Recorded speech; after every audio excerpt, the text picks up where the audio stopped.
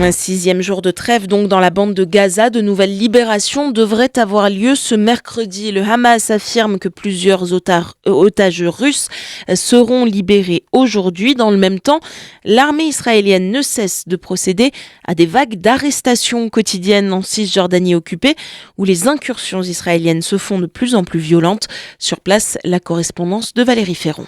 Les forces d'occupation israéliennes ne cessent d'intensifier leurs incursions contre les villes et les camps de réfugiés en Cisjordanie, provoquant à chaque fois des affrontements violents avec les groupes armés locaux qui sont liés à toutes les factions palestiniennes, y compris le parti présidentiel, le Fatah, notamment dans la région de Jénine, déclarée zone militaire fermée. Les troupes israéliennes y sont à nouveau entrées en force cette nuit, encerclant des maisons et 2 hôpitaux dans le camp de réfugiés. Les soldats ont arrêté plusieurs personnes, dont l'une blessée à l'intérieur d'une ambulance. Pour le haut responsable de l'OLP, Ahmad Majdalani, la Cisjordanie est au bord de l'explosion.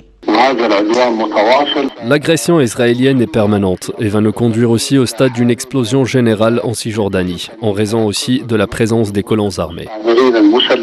Depuis le 7 octobre, l'armée israélienne a arrêté plus de 3000 personnes en Cisjordanie occupée, dont plus de 170 depuis le début de la trêve dans la bande de Gaza et l'échange de prisonniers. Les confiscations de terres se poursuivent également, avec la saisie notamment de 150 hectares de terre appartenant à 3 villages près de Bethléem ces derniers jours, afin de construire une route pour desservir les colonies proches. En Palestine, Valérie Ferron pour Midi.